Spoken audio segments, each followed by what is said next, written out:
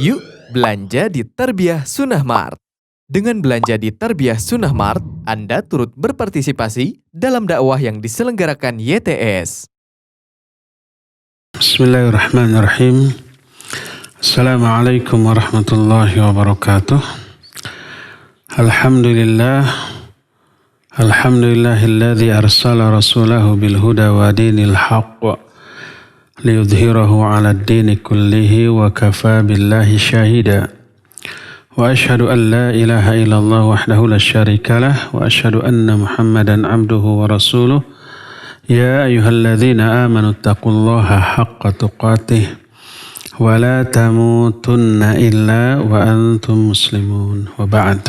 Alhamdulillah, kembali kita berjumpa untuk melanjutkan kajian fiqih al-asma'ul husna.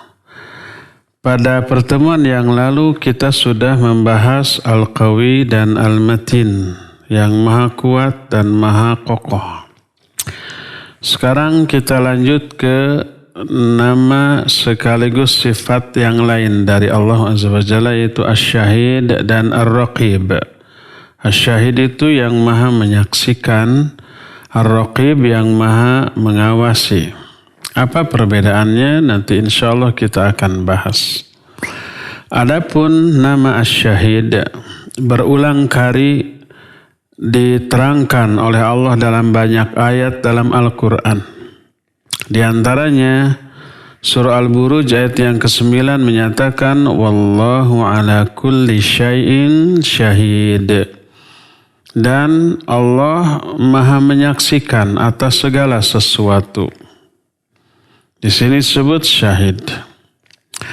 Juga dalam surah An-Nisa ayat 79, surah Al-Fath ayat 28 dengan lafaz yang sama, wa kafa billahi syahida. Dan cukuplah Allah sebagai syahid, sebagai yang maha menyaksikan.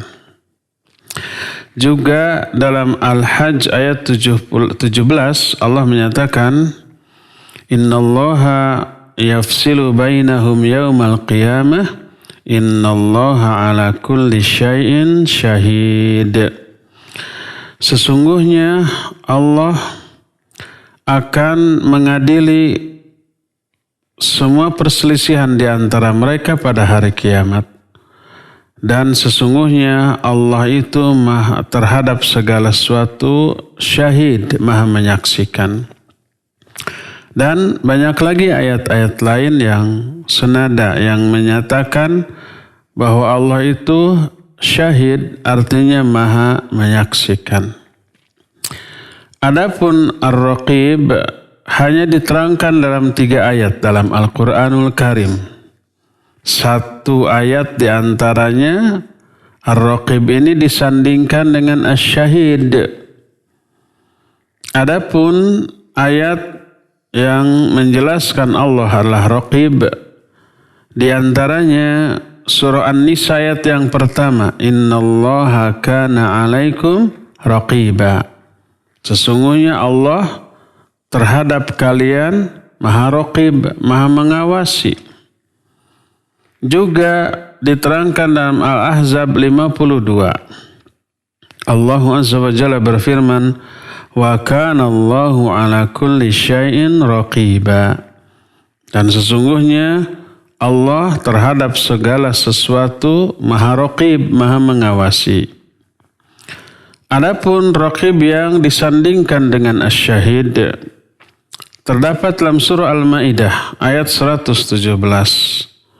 Allah berfirman tentang Nabiullah Isa alaihi salatu wassalam. Kata Nabi Isa, wa kuntu alaihim syahida ma dumtu fihim falamma tawaffaitani kunta antar raqibu alaihim wa anta ala kulli syai'in syahid.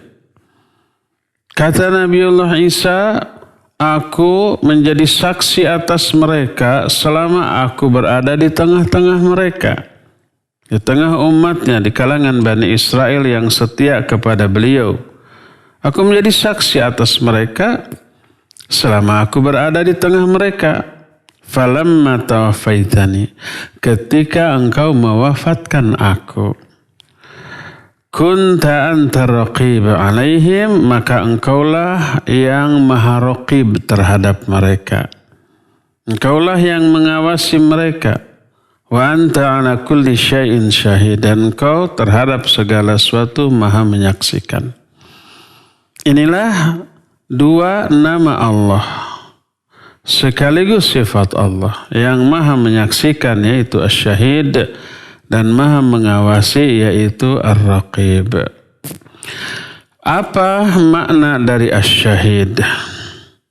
Makna Asy-Syahid adalah al-mutalli'u ala kulli syai'in alladhi la yakhfa alaihi syai'un. Sami'a jami'al aswat khafiyaha wa jaliyaha.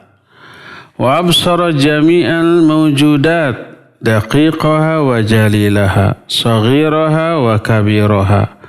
Wa ahata ilmuhu bi kulli syai'in alladhi syahida li ibadihi wa ala ibadihi bima amiluh.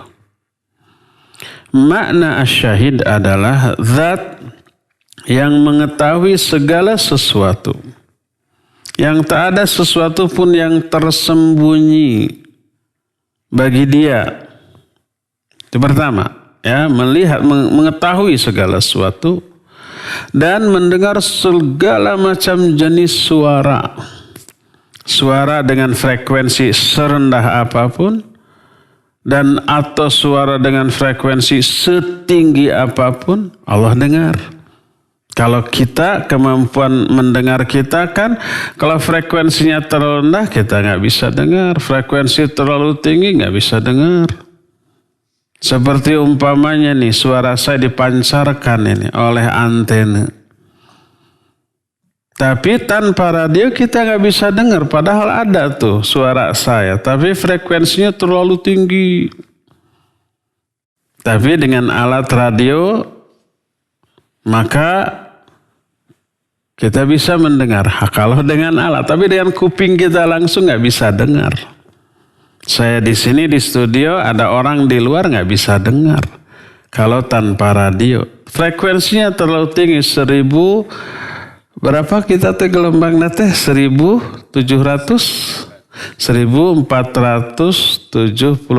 kilohertz. Kilo lagi, jadi 1.000.000 hertz gitu ya. Terlalu tinggi, tidak bisa kita dengar. Katanya sih, kelelawar mah bisa dengar tanpa radio. Ya gitu toh. Iya ya. Nah, yang di bawah 20 hertz nggak bisa kita dengar. Ya.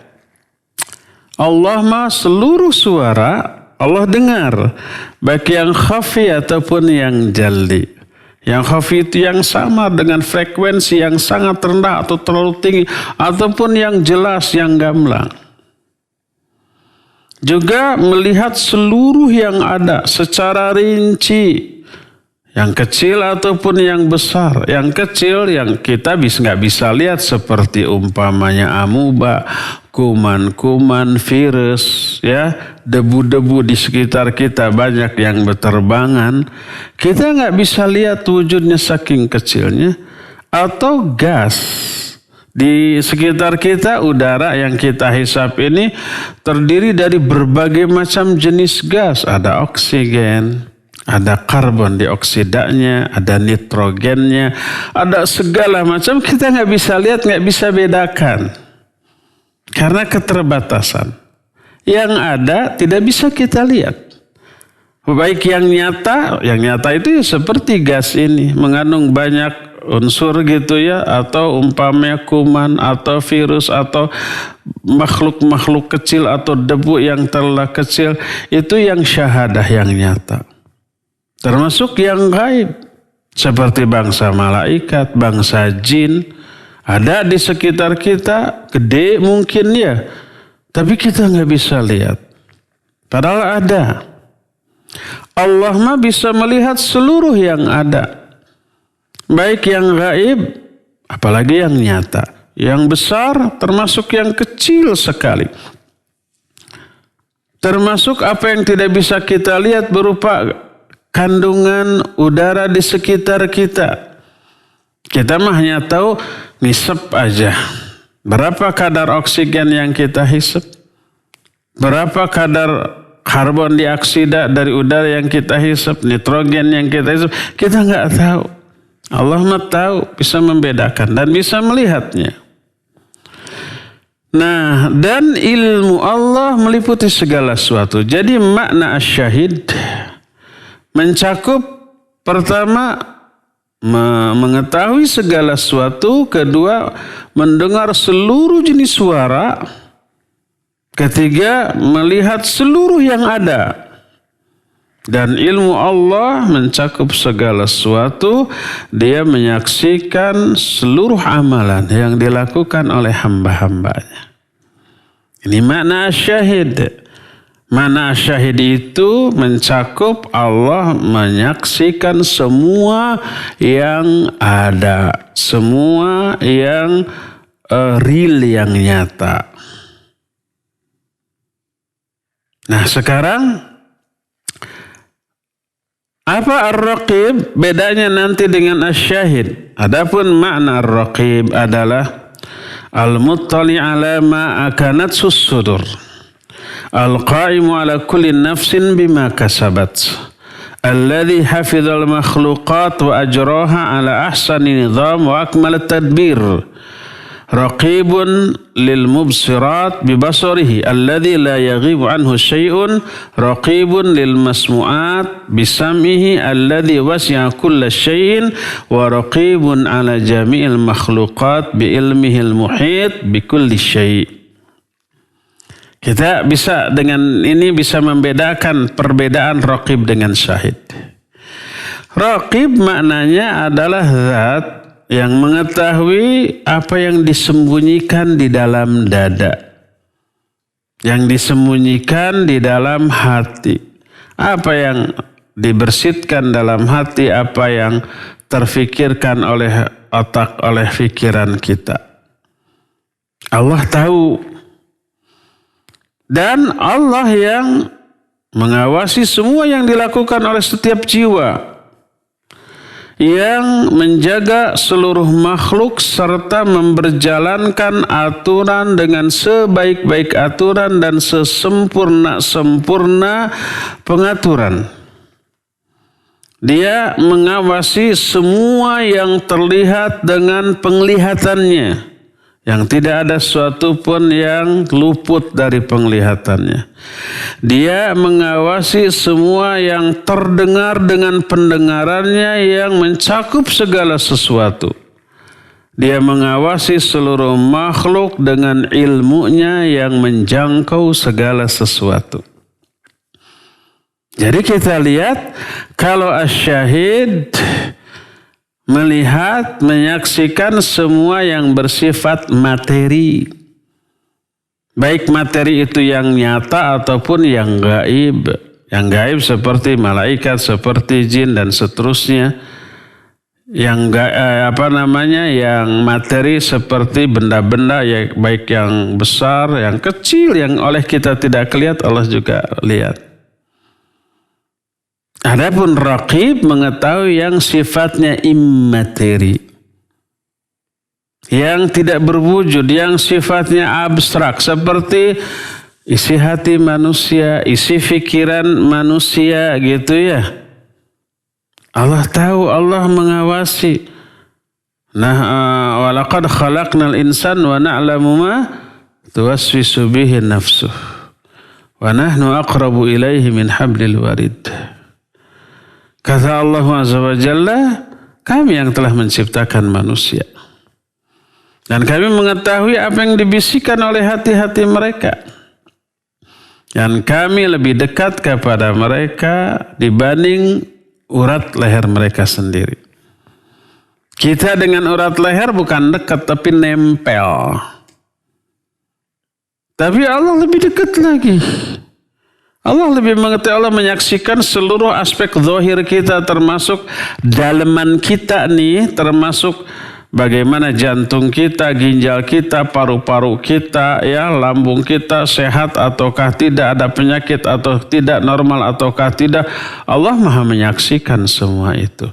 Termasuk isi hati, isi pikiran, i'tikad kita Allah juga tahu.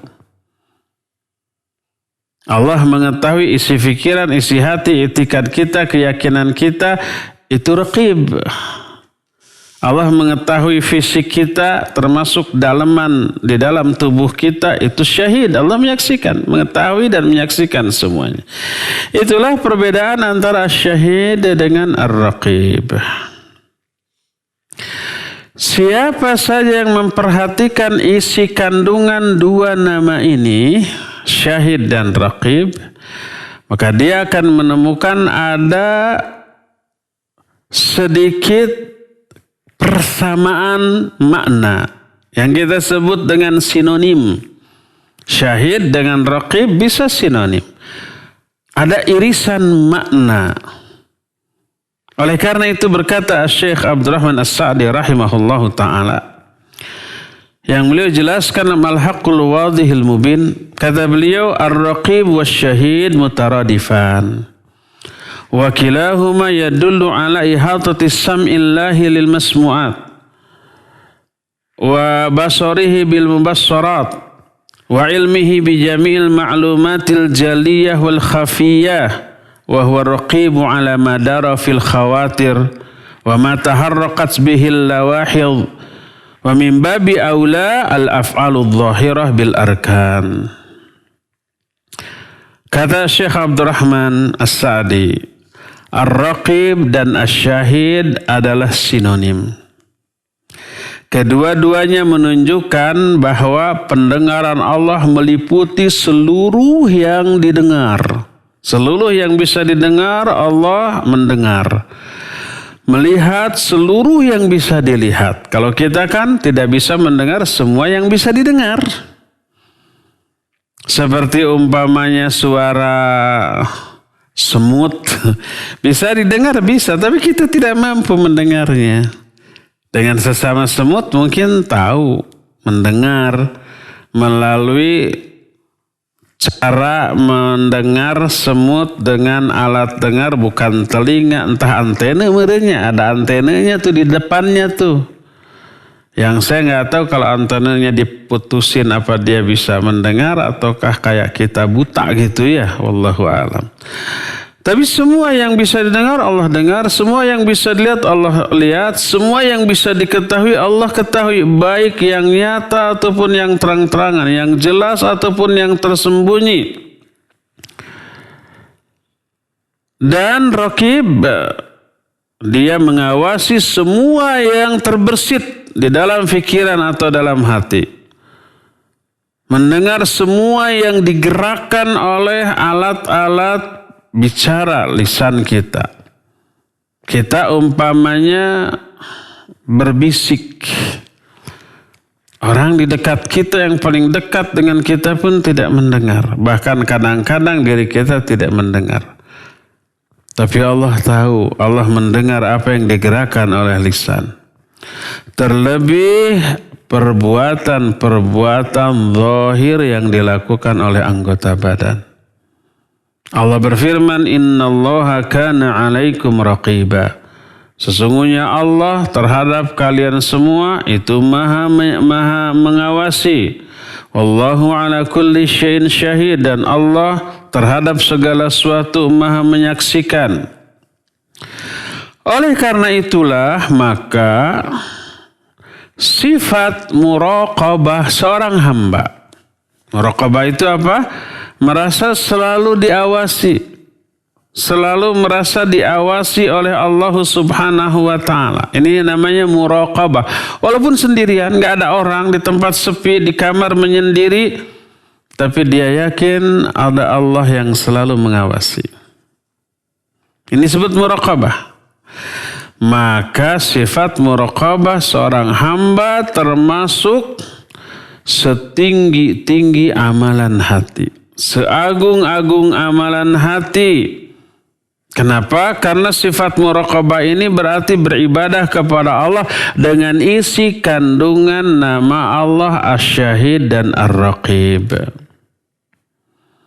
Maka ketika seorang hamba mengetahui seluruh gerakan zahir dan batinnya diketahui oleh ilmu Allah Azza wa Jalla, dan dia menyadari bahwa pengetahuannya itu, bahwa Allah selalu mengawasi, ilmu Allah selalu sampai kepada dia dimanapun dalam keadaan apapun dia, maka hal tersebut akan melahirkan sikap dia akan menjaga batinnya dari semua pikiran, dari semua keinginan yang bisa mengundang murka Allah Subhanahu wa Ta'ala. Dia akan menjaga aspek zahirnya baik dari ucapan ataupun perbuatan yang bisa mengundang kemurkaan Allah Subhanahu wa Ta'ala, kemarahan Allah Subhanahu wa Ta'ala. Maka dia akan sampai kepada ibadah dengan level ihsan. Ibadah dengan level ihsan yaitu beribadah kepada Allah seolah-olah dia melihat Allah, dan bila dia tidak melihat Allah, dia sadar bahwa Allah melihat dirinya. Jadi orang-orang yang memiliki sifat muraqabah merasa selalu diawasi baik lahirnya ataupun batinnya. Dia akan jaga batinnya nih, fikirannya nih, hatinya nih, agar tidak memikirkan, tidak berkeinginan sesuatu yang bisa mengundang murka Allah. Dia akan menjaga anggota badannya dari ucapan dan perbuatan yang bisa mengundang kemarahan Allah Azza wa Jalla. Karena dia tahu Allah mengawasi, maka ibadah yang dilakukannya akan mencapai level ihsan. Ihsan itu level tertinggi dalam agama ini. Islam, iman, ihsan. Beribadah kepada Allah seolah-olah melihat Allah. Dan ternyata bila dia tidak mampu melihat Allah, Allah melihat dia. Dia sadar. Ketika sholat, yang Allah perhatikan dari diri kita bukan hanya gerakan angkat tangan kita, sedekap kita, ruku kita, sujud kita, tapi yang Allah awasi juga hati kita, fikiran kita. Selama sholat ini, fikiran kita, hati kita kemana? Apa yang dilakukan oleh hati kita selama sholat? Apakah menghayati bacaan fokus kepada Allah, ataukah luar leor siga orai? Luar leor nggak ada terjemahannya. Siga orai itu kayak ular, kesana kemari, ingat urusan dunia, ingat urusan ini, ingat urusan itu, dan seterusnya. Oleh Allah sedang diawasi, sedang ditatap gitu ya, sedang diperhatikan.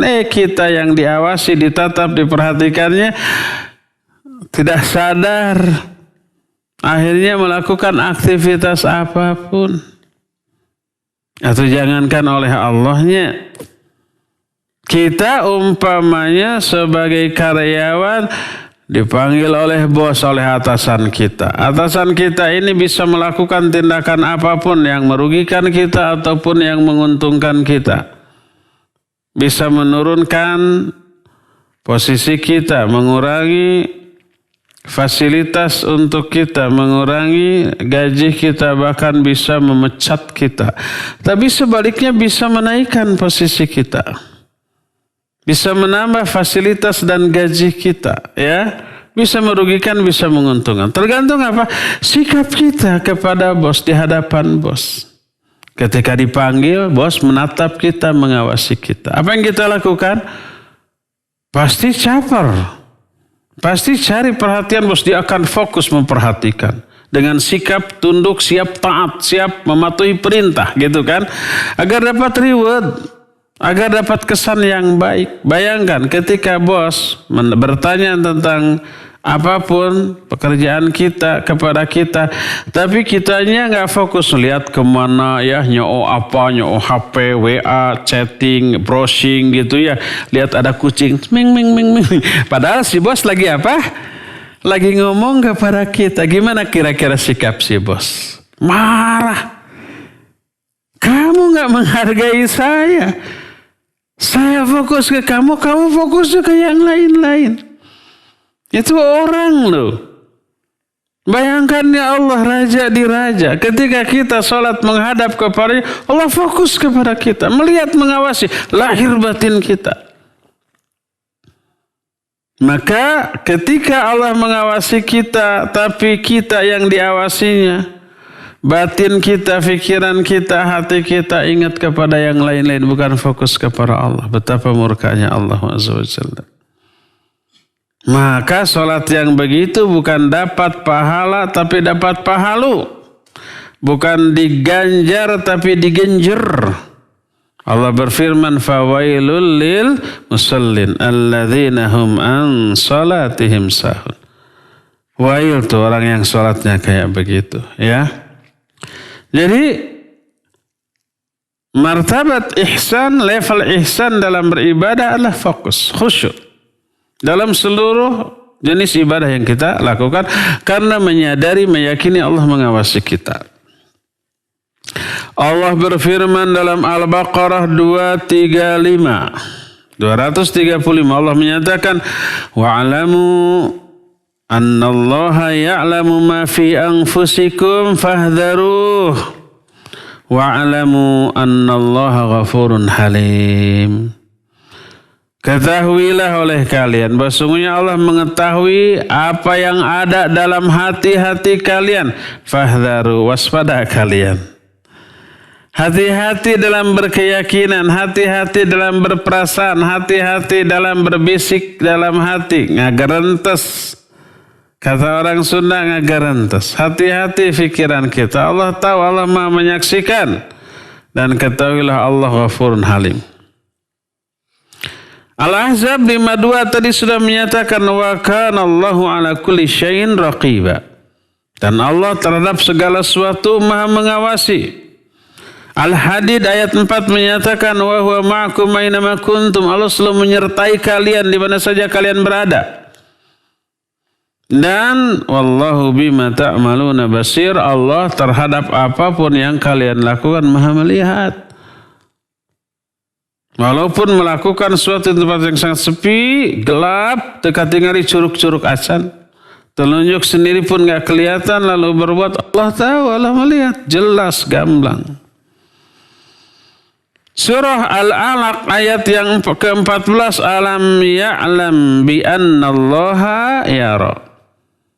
Bukankah dia mengetahui bahwa Allah Azza wa Jalla itu Maha melihat? Wasbir li hukmi rabbika fa innaka bi'ayunina. Surah Tur ayat 48. Dan bersabarlah kalian dalam menjalankan hukum Rabbmu. Fa innaka bi'ayunina, karena engkau berada dalam pengawasan mata-mata kami.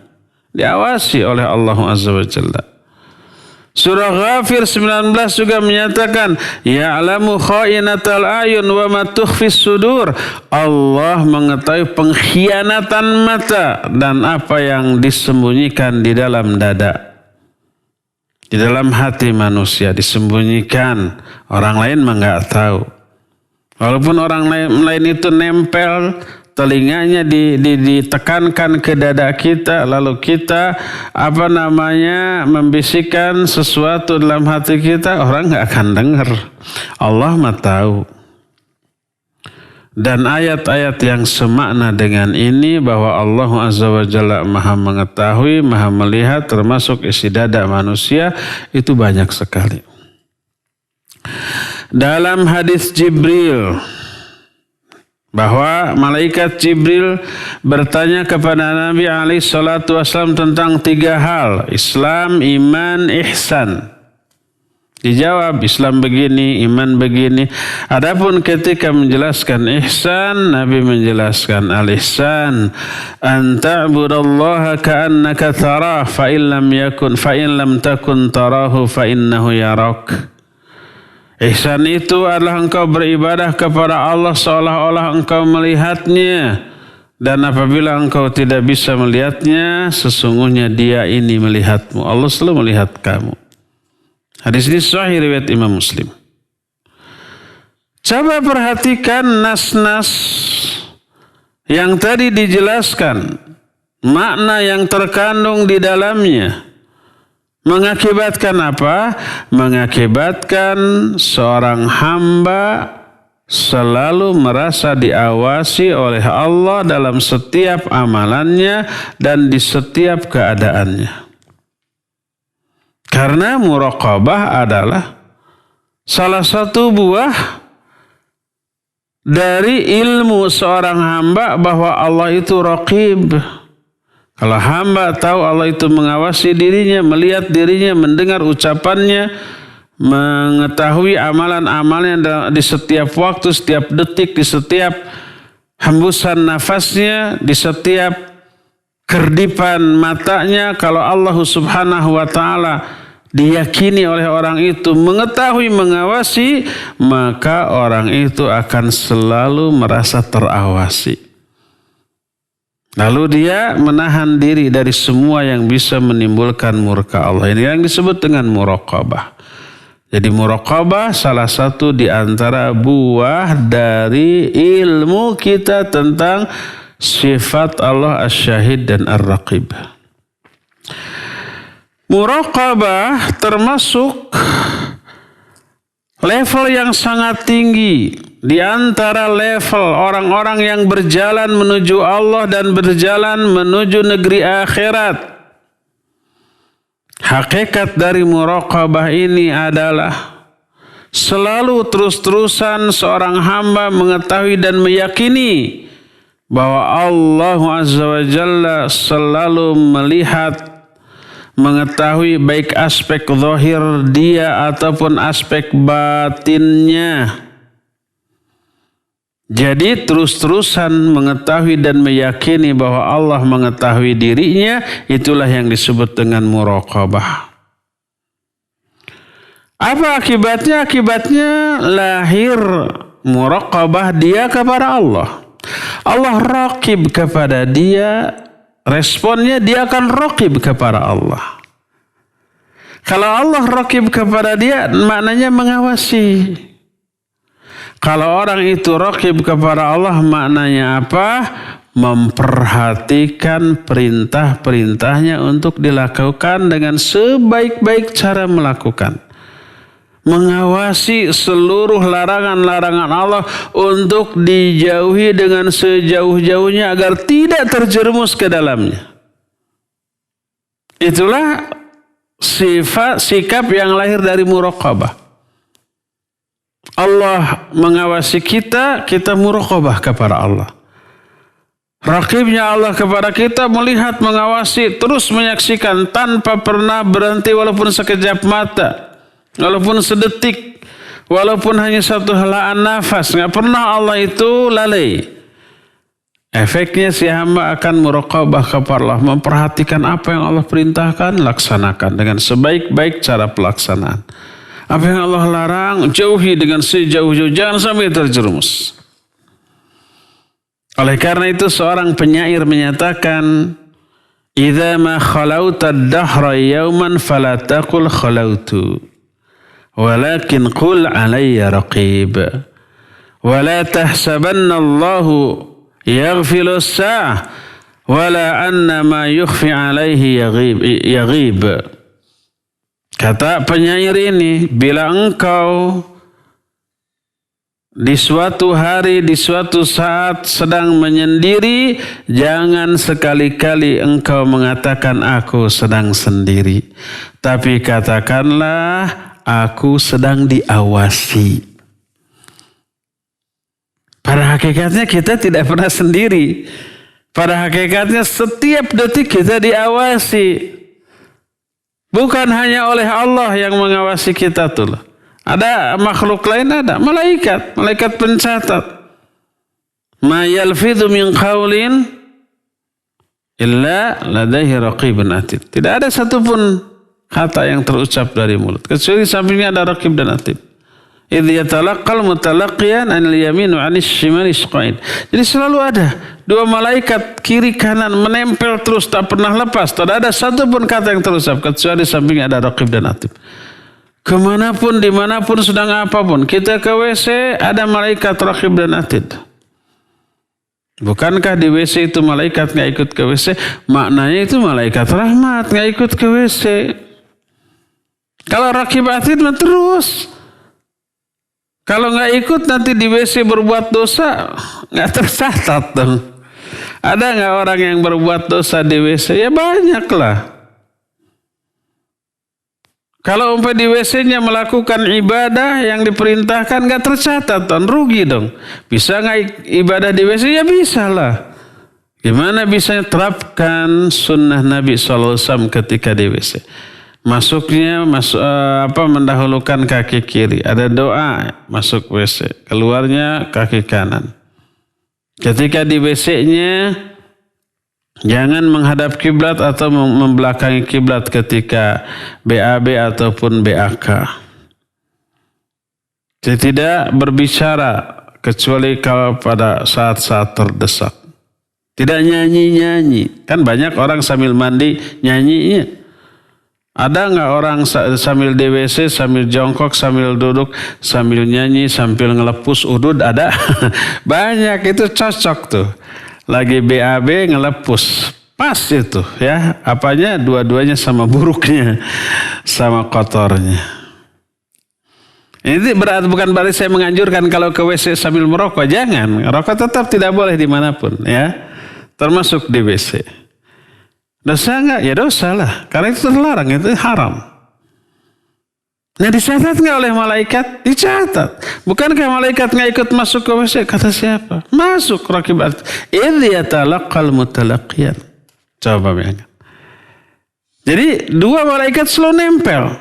Bukankah ada hadis yang menyatakan malaikat nggak akan masuk WC? Itu malaikat rahmat. Malaikat rahmat nggak akan masuk ke rumah yang dalamnya ada patung, ada gambar, ada musik. Tapi kalau malaikat raqib atid mah terus, malakul maut datang. Ada nggak orang yang mati di WC? Ada. Kenapa? Ya dicabut nyawanya oleh malakul maut. Kan malaikat nggak masuk WC. Kata siapa? Itu malaikat rahmat nggak akan masuk WC. Jangan sampai malaikat nggak akan masuk ke sebuah rumah yang dalamnya ada patung. Pas orang musakarat pasang patung biar malakul maut nggak hadir ke sana. Tetap hadir untuk nyabut nyawanya ya. Jadi penyair ini menyatakan bila engkau sedang sendiri di suatu saat, jangan sekali-kali engkau berkata aku sedang sendiri, tapi katakanlah aku sedang diawasi. Wala tahsabannallahu yaghfilu sa'ah, jangan sekali-kali kamu menyangka Allah itu lalai walaupun sesaat. Wala annama yukhfi alaihi ghayaghib, dan jangan sekali-kali menyangka bahwa ada sesuatu pun yang tersembunyi dari Allah SWT. Inilah muraqabah. Selalu merasa apa? Diawasi, dan ini lahir dari pemahaman keyakinan seorang bahwa Allah itu syahid dan raqib. Nah, kenapa orang sekarang ini sudah tahu Allah itu raqib, Allah itu syahid, tapi tetap saja berani melakukan dosa, berani melalaikan perintah? Dijelaskan oleh muallif di sini, wa hadhil muraqabah tahtaju minal abdi ila huduril qalbi wa ijtinabil ghaflah wa dawamidz dzikri. Muraqabah ini membutuhkan hadirnya hati seorang hamba. Nah itu. Ini yang seringkali kita tidak lakukan.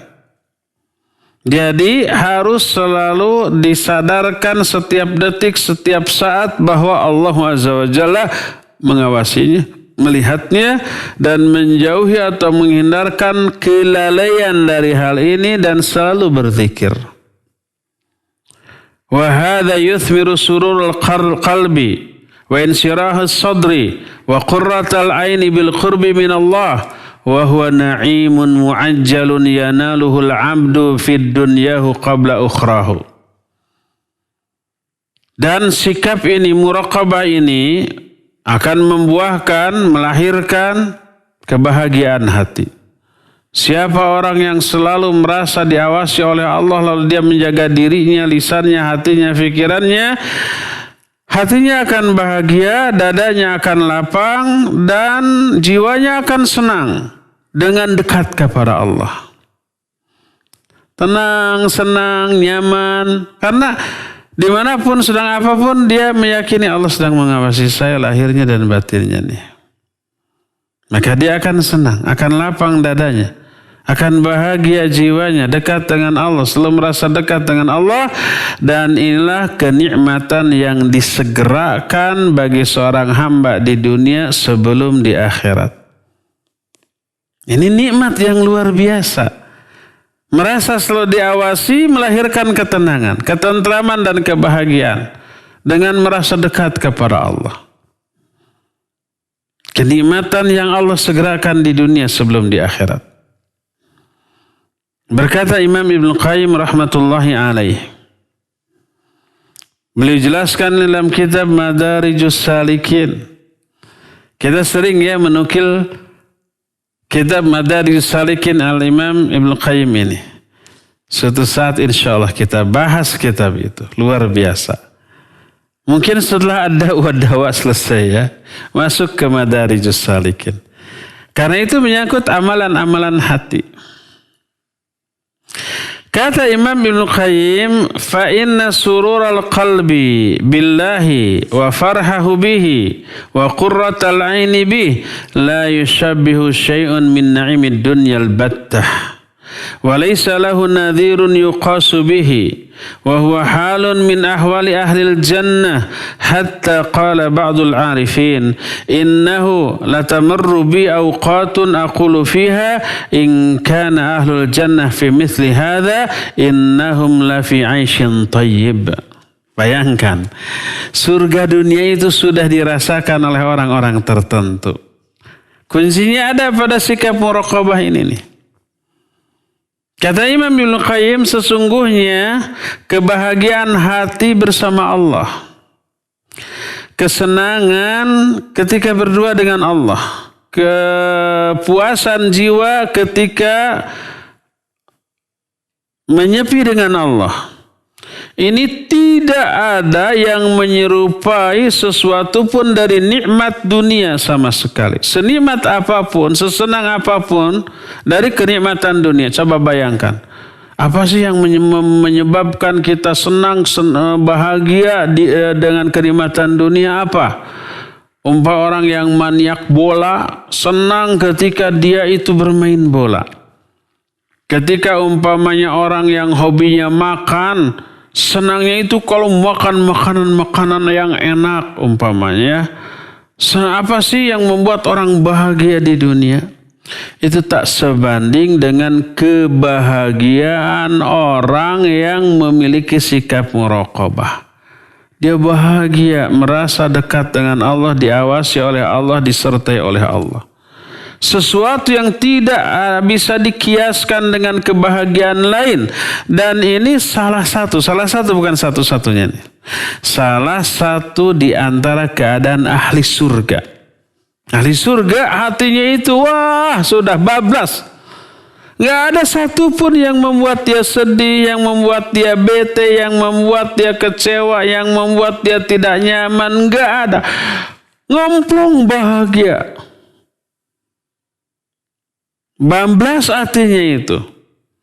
Cang bulan 14 narawangan ati bangblas. Itu bahasa Sundana. Nggak bisa diterjemahkan itu. Tiseli herang mata. Sampai salah satu di antara ulama menyatakan innahu latamarru bi awqat aqulu fiha. Seringkali berlalu pada kehidupanku beberapa waktu yang sangat menyenangkan.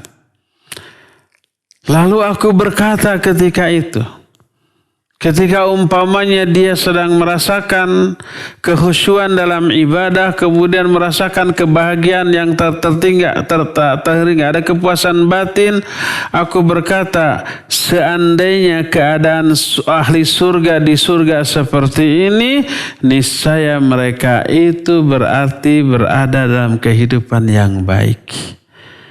Kalau perasaan ahli surga itu seperti perasaan dia ketika berbahagia, merasakan kekhusyuan dalam ibadah. Seandainya keadaan ahli surga kayak begitu, waduh itu nikmat, kehidupan yang nikmat. Kenyataannya keadaan ahli surga di surga jauh ribuan kali lipat lagi daripada kebahagiaan yang dirasakan. Jadi tidaklah diragukan lagi bahwa kebahagiaan, kenyamanan bersama Allah karena merasa diawasi oleh Allah Azza wa Jalla akan mendorong dia untuk terus selalu berjalan menuju Allah Azza wa Jalla, mengerahkan segenap kemampuan untuk meraih hal tersebut, selalu berupaya mencari keridhoannya. Maka siapa orang yang belum pernah merasakan kebahagiaan ini sedikit pun dalam kehidupannya, maka tuduhlah imannya dan amalnya. Karena pada hakikatnya iman itu punya rasa. Rasa iman itu manis. Siapa orang yang belum pernah merasakan manisnya iman, maka hendaklah introspeksi diri.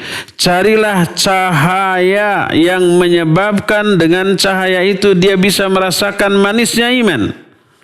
Nabi alaihi salatu wassalam menyatakan bahwa iman itu ada rasanya dan rasa iman itu adalah manis. Sebagaimana sabda beliau dalam salah satu hadis.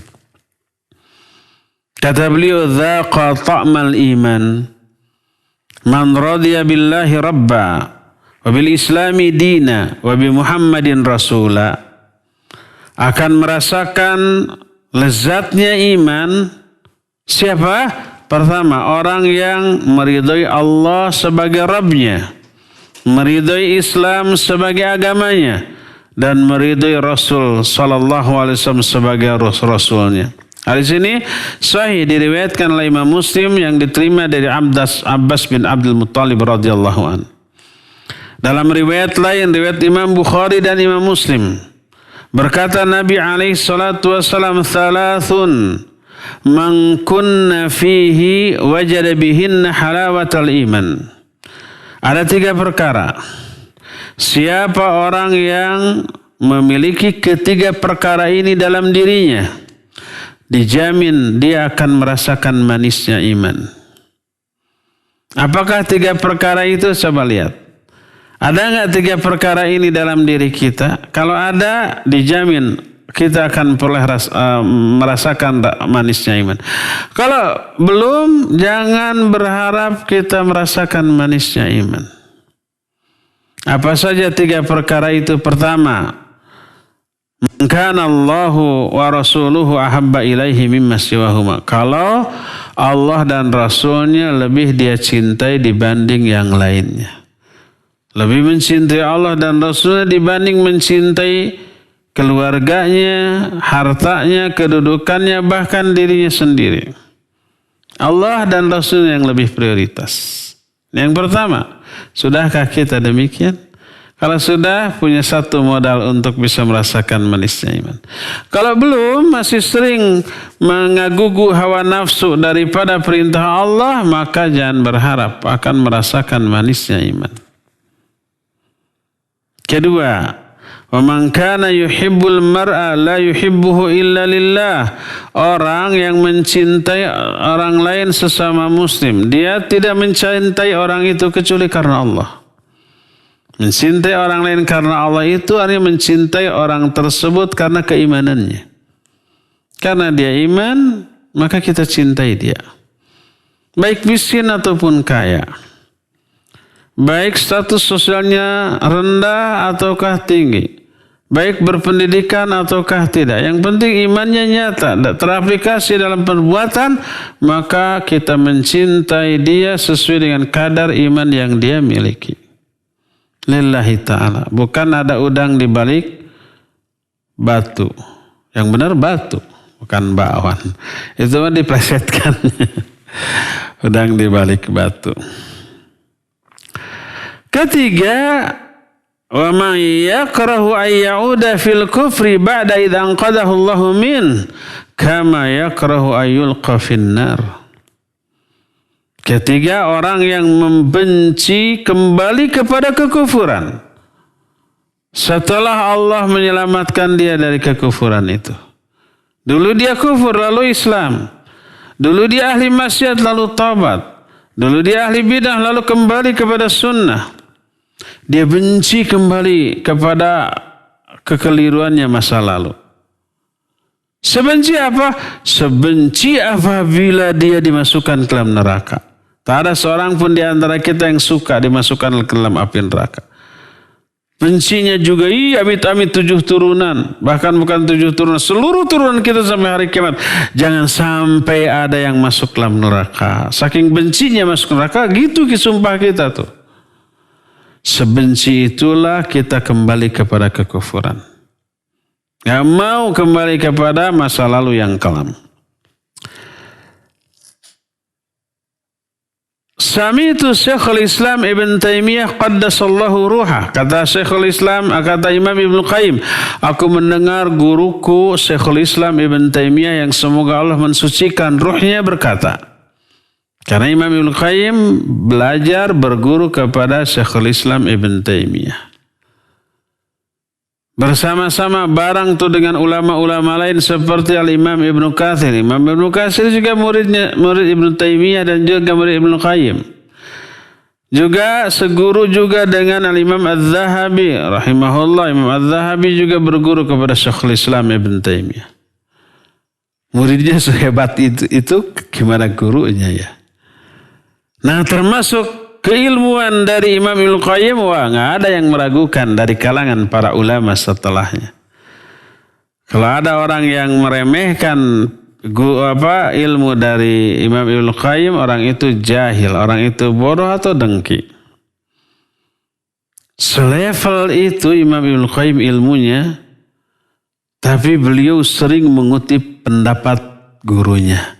Dan sering kali mengambil faidah pelajaran dari tingkah laku dan ucapan gurunya, yaitu Syekhul Islam Ibn Taimiyah. Kata Imam Ibn Qayyim, aku mendengar Syekhul Islam Ibn Taimiyah berkata, ini beliau ungkapkan dalam kitab Madarijus Salikin.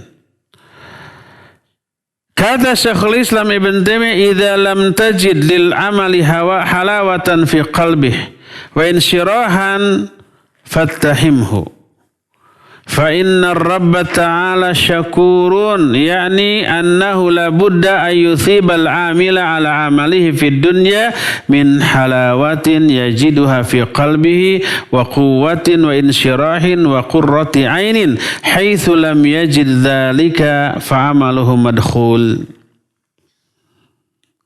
Kata Syekhul Islam, apabila engkau belum merasakan manisnya amal yang kamu rasakan dalam hatimu, beramal tapi nggak membuat hati nyaman, nggak membuat dada ini tenang, malah dengan beramal membuat dada sumpek, hati wegah. Bila engkau belum merasakan manisnya iman dari amal kamu, tuduhlah hatimu, tuduhlah amalmu. Amalmu belum benar. Hati yang menjadi landasan bagi amal itu belum benar. Kenapa? Karena Allah itu Maha Syakur. Nanti salah satu di antara nama Allah sekaligus sifat Allah Syakur. Syakur itu selalu memberikan balasan atas amal baik manusia. Tidak pernah ada amal baik manusia yang Allah sia-siakan tanpa diberikan balasan dunia ataupun akhirat, nggak ada. Allah itu Maha Syakur, maknanya pasti Allah akan memberi balasan kepada orang yang beramal atas amalannya di dunia juga, tidak hanya di akhirat. Di akhirat pasti. Di dunia juga berupa apa? Berupa halawah, berupa manisnya iman yang dia akan rasakan dalam hatinya, berupa kekuatan dan kelapangan dada serta kebahagiaan yang dia rasakan dalam jiwanya. Itu adalah pahala balasan Allah atas orang yang beramal karena amalnya di dunia. Di dunia aja udah Allah balas. Berupa apa? Nyaman, hati tenang, merasakan kepuasan rohaniah dengan amal ibadah yang dilakukan. Itu baru di dunia. Di akhirat ya apalagi. Ketika seseorang belum merasakan hal itu, fa'amaluhu madkhul, amalnya ini cacat. Kalau orang beramal tapi dengan amalannya itu dia tidak bahagia, tidak tenang jiwanya, tidak puas batinnya, amalannya itu cacat. Ada kesalahan, ada kekeliruan. Mungkin aspek niat, mungkin aspek kaifiyat. Kaifiyat itu tata cara melaksanakan amalan itu yang tidak sesuai dengan aturan syariat, tidak sesuai dengan contoh, tidak mutabah. Mungkin aspek penghayatan atau apapun.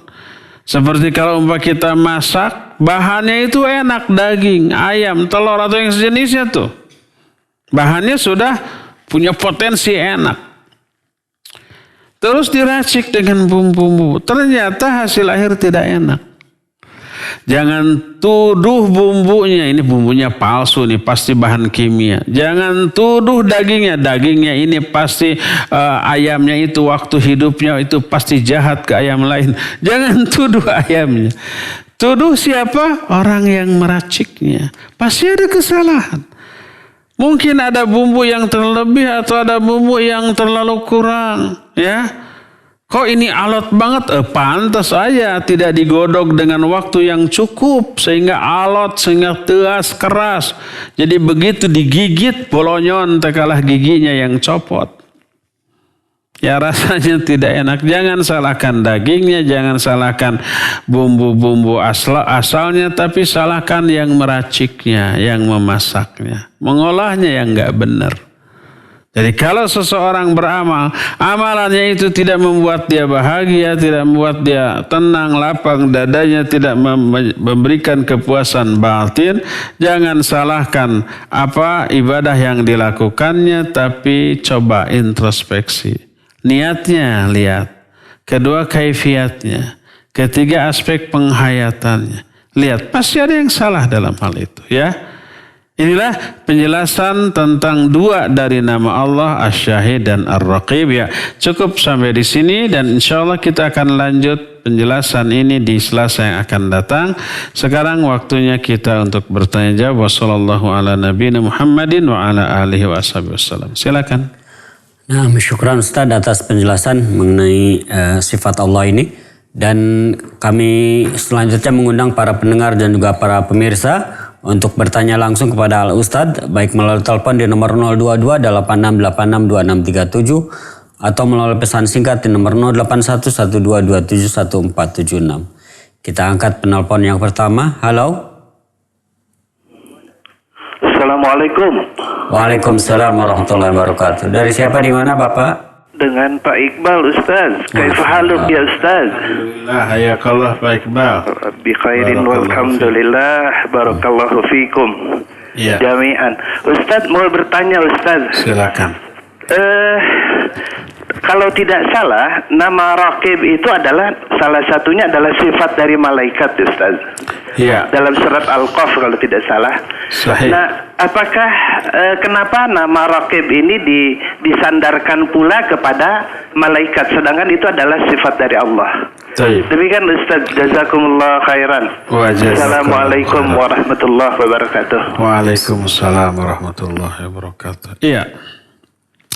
Pak Iqbal di Muhammad Toha, barakallahu fiik. Benar, salah satu di antara sebutan untuk malaikatlah Raqib. Sebagaimana ayat tadi surah Qaf menyatakan, ma yalfidhu min qaulin illa ladaihi raqibun atid. Tidak ada satupun ucapan yang keluar dari mulut kecuali sampingnya ada raqib, ada atid. Mana raqib adalah yang mengawasi. Bukankah raqib itu nama Allah? Kenapa diberikan kepada makhluk? Iya.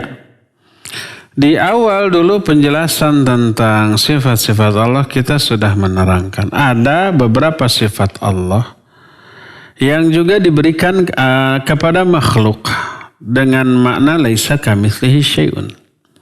Tidak hanya raqib, ya. Juga sami dan basir. Allah sami, Allah al-basir. Innallaha sami'un basir. Wa kana Allahu sami'an basira. Dan Allah itu maha sami, maha basir. Manusia apakah mendengar dan melihat? Ya, wa ja'alahu sami'an basira. Allah menjadikan manusia itu sami'an basira, mendengar dan juga melihat. Allah mendengar, Allah melihat, manusia mendengar, manusia melihat. Sama dalam hal makna. Makna mendengar idrakus saut, mampu menangkap suara. Dari segi makna mendengar, makna melihatnya sama. Apa yang beda? Laisa kamitslihi syai'un. Yang beda adalah cara, kaifiat ya, dan hakikatnya. Mendengarnya kita tahu begini. Melihatnya kita tahu melihatnya begini. Bagaimanakah mendengarnya semut? Kita nggak tahu. Bagaimanakah mendengarnya kalong, kelelawar? Kita juga nggak tahu. Bagaimanakah mendengarnya ular? Kita nggak tahu. Itu baru makhluk tuh. Apalagi Khalik, Allah. Cara mendengar Allah tidak sama dengan cara mendengar makhluk manapun. Laisa kamitslihi syai'un. Caranya dan hakikatnya. Demikian juga Raqib. Ya, dan ada sifat-sifat lain yang oleh Allah disebutkan kepada makhluk. Seperti Rasul sallallahu alaihi wasallam, Rasul disebut oleh Allah dengan sebutan Aziz, Rauf dan Rahim. Qad ja'akum rasulun min anfusikum azizun alaihi ma anittum harisun alaikum bil mu'minina raufur rahim. Telah datang kepada kalian seorang rasul dari bangsa kalian. Rasul ini aziz. Disebut azizun alaihi ma anittum. Makna aziz di sini sungguh berat bagi dia penderitaan yang kalian alami. Harisun alaikum, bersungguh-sungguh menginginkan kebaikan atas kalian. Bil mu'minina raufur rahim, dan Rasul ini kepada sama mukmin rauf dan rahim. Rauf dan rahim, aziz juga itu adalah nama dan sifat bagi Allah. Tapi Allah berikan kepada makhluk. Jadi ada nama-nama yang boleh dinisbatkan kepada makhluk, nama-nama Allah dan sifat-sifat Allah, tapi hakikat dan kaifiatnya laisa kamitslihi syai'un. Cara mendengar Allah berbeda dengan cara mendengar seluruh makhluknya. Cara melihat Allah berbeda dengan cara melihat seluruh makhluknya. Raqibnya, bagaimana cara Allah menyaksikan, cara Allah mengawasi juga berbeda dengan cara mengawasi seluruh makhluknya. Malaikat raqib. Raqib di sana maknanya mengawasi untuk kemudian mencatatkan amal-amal baik manusia. Raqibnya Allah laisa kamitslihi syai'un. Tapi lafadznya ya Allah berikan kepada makhluk, malaikat. Kadang Allah berikan kepada manusia seperti Nabi SAW. Dan kadang Allah berikan kepada seluruh makhluk, seluruh manusia seperti Sami'an Basira. Makhluk itu mendengar dan melihat, Allah juga mendengar dan melihat. Tapi laisa kamitslihi syai'un. Ya, demikian Pak Iqbal. Wallahu a'lam bishawab. Silakan lagi. Nah, syukran Ustaz atas jawabannya. Kita kembali mengangkat penelpon berikutnya. Halo. Warahmatullahi wabarakatuh. Waalaikumsalam warahmatullahi wabarakatuh. Silakan Pak Mul. Silakan. Ustaz, saya mau tanya sesuai dengan tema, yaitu Saidan dan Raqiban dan sifat-sifat daripada Allah. Hampir persis sinonim. Yang saya tanyakan, muraqabah itu apa hanya ditujukan oleh hambanya yang punya hak? Karena kalau Saidan kan menimbulkan muraqabah bagi hambanya. Sekian, assalamualaikum warahmatullahi wabarakatuh. Waalaikumsalam warahmatullahi wabarakatuh. Bisa diulang sih pertanyaannya? Ya, yang saya tangkap begini. Tadi diterangkan bahwa Allah itu raqib, mengawasi makhluknya. Hamba yang menyadari Allah itu selalu mengawasi dirinya, dia akan memiliki sifat muraqabah, merasa selalu diawasi. Akibatnya dia pun raqib kepada hukum-hukum Allah, aturan Allah, syariat Allah. Dalam bentuk apa? Dia menelaah apa saja perintah Allah agar tidak terabaikan. Perintah Allah itu dipelajari lalu dilaksanakan dengan sebaik-baik pelaksanaan. Larangannya apa saja dipelajari, diawasi. Jangan sampai terjerumus, dijauhi dengan sejauh-jauhnya. Nah, itu raqibnya hamba kepada Allah. Tapi kenapa si hamba tidak seluruh hamba raqib seperti itu? Karena pertama, orang banyak lalai dari hal ini. Yang kedua, nah ini nih, yang tadi sudah diterangkan bahwa muraqabah ini tahtaju ila huduril qalbi minal abdi. Membutuhkan hadirnya hati dari seorang hamba. Maknanya siapa itu harus selalu sadar bahwa dia diawasi gitu. Orang yang sedang melakukan dosa rata-rata saat itu dia lalai bahwa dia sedang diawasi. Ya ingat saja kepada Allah SWT ya. Makanya dia berani berbuat seperti itu yang mengundang murka dan laknat azab Allah SWT. Akhirnya dia tidak memiliki sifat muraqabah dalam kesehariannya. Apa akibatnya? Akibatnya dia tidak raqib terhadap syariat Allah. Oleh karena itulah maka ketika ada perintah banyak diabaikan. Ketika ada larangan berani melanggar. Karena apa? Karena tidak menyadari raqibnya Allah atas dirinya. Maka satu kuncinya pertama, yakini, ilmui, ketahui bahwa Allah selalu mengawasi dirinya. Juga ada malaikat yang mencatat, yang kemudian catatannya akan dibukakan pada hari kiamat nanti. Yang kedua, sadari itu setiap saat, setiap detik. Terutama ketika di dalam hati kita ada kehendak untuk melakukan dosa dan maksiat. Perkuat tuh sikap muraqabah. Ingat, Allah mengawasi, Allah melihat, dan malaikat mencatatnya nanti akan dibukakan dan akan dibalas. Itu yang harus apa? Yang harus disadarkan di dalam diri kita setiap saat, terutama ketika ada keinginan untuk berdosa dan maksiat ya. Semoga ini yang dimaksud oleh Pak Mulyono tadi. Wallahu alam. Silakan. Nah, syukran Ustaz atas jawabannya. Kita kembali mengangkat penelpon yang masuk. Halo. Udah putus kayaknya. Putus ya. Kami persilakan yang akan bertanya melalui telepon. Kami tunggu di 022-8686-2637. Baik, kita bacakan melalui pesan singkat terlebih dahulu Ustaz. Ya. Assalamualaikum warahmatullahi wabarakatuh. Ustaz, mohon dijelaskan hati yang tenang karena merasakan manisnya iman itu hati yang seperti apa rasa tenang tersebut? Jazakallahu khairan. Iya, barakallahu fiik. Coba itu penanya siapa? Tidak disebutkan Ustaz. Hamba Allah biasanya. Ada Nur Nur Faza Zulfan di mana? Di suatu tempat. Ketika kita sedang bahagia karena dapat rezeki yang besar, anak lulus dengan nilai bagus, bahagia. Coba deskripsikan gimana bahagia. Bisa apa tidak? Ya pokoknya begitu. Yang bisa kita lakukan adalah, yang bisa kita jelaskan adalah raihlah manisnya iman, kemudian rasakan. Adapun yang dimaksud dengan kebahagiaan atau tenangnya hati adalah ya merasa bahagianya hati, senangnya hati, dan lapangnya dada ketika melakukan sebuah ibadah yang Allah syariatkan kepada kita. Tak ada tercampuri kekecewaan, tak ada kesedihan, tidak ada ketidaknyamanan dalam hati kita. Dan itu terekspresikan dalam wajah kita yang sumringah. Tidak muyung, tidak alum, tidak mendung dalam ekspresi wajah kita.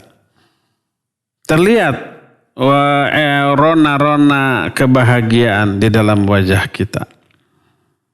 Jadi nggak ada sesuatu pun yang membuat kita sedih, kecewa, ataupun tidak nyaman. Ya, wallahu a'lam bishawab. Silakan.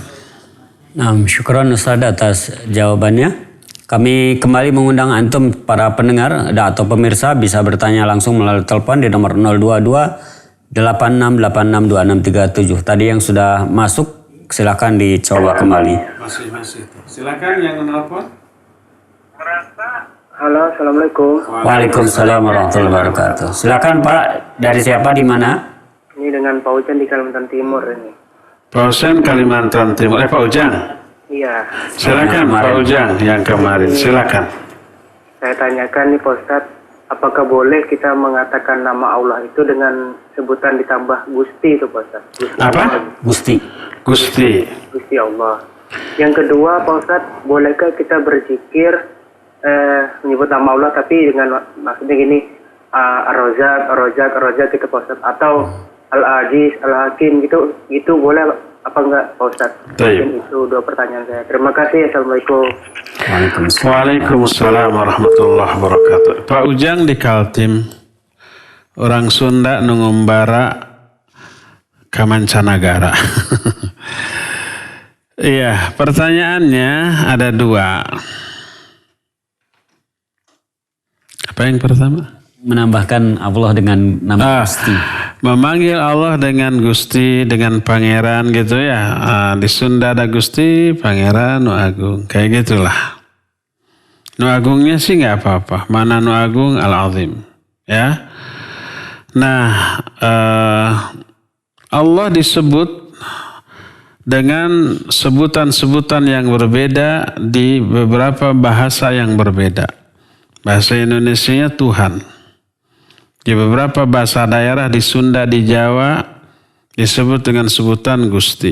Ya, di beberapa daerah lain termasuk di Sunda disebut dengan sebutan Pangeran. Terus dikasih nama, dikasih apa? Sifat Nu Agung, Gusti, Pangeran, Nu Agung, seperti begitu ya. Nah, terus juga di bahasa lain, bahasa Inggris menyebutnya dengan sebutan God. Oh my God gitu. Padahal orang itu ateis. Di Amerika, di Eropa, kebanyakan ateis. Tapi kalau ada sesuatu yang membuat dia kaget atau takjub, dia bilang, oh my God gitu. Artinya, wahai Tuhanku, ya ilahi atau ya Rabbi. Seperti itu ya. Taib, barakallahu fiqh. Apabila nama tersebut sebagai terjemahan saja, terjemahan letterlock dari Rabb ataupun Ilah yang kemudian dialih bahasakan kepada bahasa di masing-masing negara. Di Indonesia disebut dengan sebutan Tuhan, di Sunda disebut dengan sebutan Gusti, Pangeran, atau di tempat lain mungkin ada sebutan yang lain. Bahasa Inggris menyebut dengan sebutan God, seperti itu. There is no God but Allah. Itu ada terjemahan dari tidak ada Tuhan selain Allah, yang kemudian itu dianggap terjemahan dari kalimat tauhid la ilaha illallah, seperti itu ya. Maka hanya menyebut itu tanpa memaksudkan, meniatkan itu sifat Allah dan dimaksudkan kepada Allah, maka tidak apa-apa. Adapun dalam hal berdoa, hindarkan. Sebutlah sebuah nama-nama Allah yang sangat banyak. Allah memiliki banyak nama. Lalu kenapa kita memanggil Allah dengan sebutan lain yang tidak Allah jadikan sebagai nama bagi Allah? Allah berfirman, "Walillahil asmaul husna fad'uhu biha wa dzarul ladzina yulhiduna fi asma'ihi." Allah itu memiliki al-asmaul husna, nama-nama yang terindah, terbaik. Fad'uhu biha, silakan kalian panggil Allah dengan nama-nama itu. Bisa Ar-Rahim, bisa Ar-Rahman, bisa Ar-Razzaq, bisa Al-Khaliq, bisa Al-Wahhab, segala macam nama-nama Allah ya. Al-Malik, Al-Quddus, As-Salam, Al-Mu'min, Al-Muhaimin, Al-Aziz, Al-Jabbar, Al-Mutakabbir, itu nama-nama Allah, silakan. Jadi Allah menyatakan walillahil asmaul husna fad'uhu biha. Silakan kalian panggil Allah dengan nama-nama itu. Wa darul ladzina yulhiduna fi asma'ihi, dan tinggalkan orang-orang yang ilhad terhadap nama-nama Allah. Ilhad itu mengingkari nama-nama Allah SWT. Ya, tinggalkan, orang itu jangan diikuti. Ya, oleh karena itulah maka lebih baik untuk menyebut, memanggil Allah dengan sebutan itu. Adapun menyebut Allah dengan sebutan lain seperti ya Tuhanku gitu ya, itu dalam bahasa Indonesia. Dalam bahasa Sunda Gusti, Pangeran, Nu Agung, yang dan itu dimaksudkan kepada Allah Azza wa Jalla, maka insya Allah tidak apa-apa selama itu tidak mensifati Allah dengan sifat itu. Hanya sekedar terjemahan dari ilah yang maknanya God dalam bahasa Inggris atau Gusti dalam bahasa Sunda atau Jawa, atau Tuhan dalam bahasa bahasa Indonesia. Walaupun ada nama asal, ada makna asal. Tuhan dulunya dari bahasa Sangsekerta berasal dari kata tua. Tuha itu tua. Ya, kemudian ada awalnya ditambahkan ada huruf nun, entuha, huruf nun, huruf n. Kalau bahasa Inggris the, atau dalam bahasa Arab alif lam al.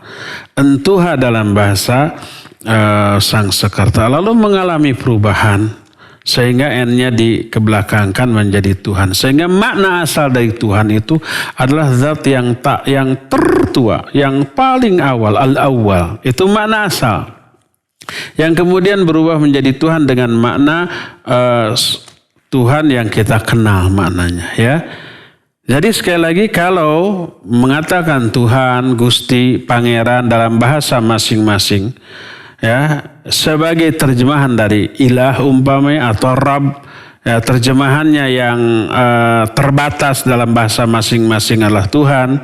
Dalam bahasa Sunda atau bahasa daerah lain disebut Tuhan, ada Gusti atau Pangeran, insya Allah tidak apa-apa selama itu bukan mensifati Allah dengan sifat yang terkandung dalam makna seperti itu. Adapun dalam hal berdoa, maka sebutlah al-asmaul husna. Nah, seperti pertanyaan kedua tadi, boleh nggak memanggil Allah atau dalam zikir kita ya Razak, ya Wahab, ya Rahman, ya Rahim? Boleh, ya, karena itu adalah nama-nama dan sifat-sifat Allah Azza wa Jalla. Wallahu a'lam. Terakhir. Nah, Ustaz, syukran atas jawabannya. Pertanyaan terakhir dari Pak Taufik. Afan, Ustaz mau bertanya, yang termasuk nama Allah itu satar atau sitir? Mungkin dari segi bahasa atau makna sitir dan satar itu sama katanya. Baik, barakallahu fiik, itu nanti akan terbahas salah satu nama Allah, ya. Nanti akan terbahas pada bab yang menjelaskan masalah itu, insya Allah, ya. Cukup karena itu terakhir, jawabannya ditunda. Kita cukupkan sampai di sini. Insya Allah kita jumpa kembali hari Selasa yang akan datang. Subhanakallahum bihamdik, asyhadu an la ilaha illa anta, astaghfiruka wa atubu ilaik. Walhamdulillahi rabbil alamin. Wassalamualaikum warahmatullahi wabarakatuh.